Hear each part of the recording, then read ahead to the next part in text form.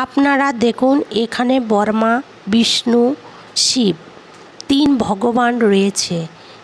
আমরা যখন যেই ভগবানের সম্পর্কে জানব বা পুরাণ পড়ব তখন সেই ভগবানকেই বড় বলে ভাবব। তেমনি আমাদের হিন্দু ধর্মের অনেকেই আছে যে কেউ বট গাছকে পুজো করে থাকে, কেউ অশ্বত্থ গাছকে পুজো করে থাকে, কেউ নিম গাছকে পুজো করে থাকে।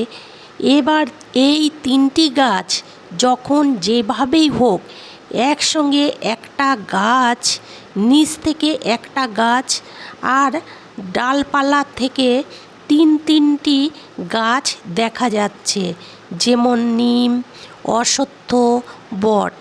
তাহলে বেশি শক্তিশালী রূপে আমরা পাচ্ছি। আর এই গাছটি হরিদ্বারের বিষ্ণু ঘাটেই অবস্থিত।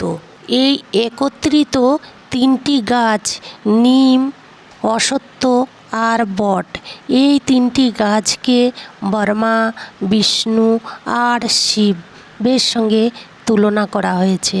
এই গাছটি আপনারা হরিদ্বারের বিষ্ণু ঘাটেই দেখতে পাবেন।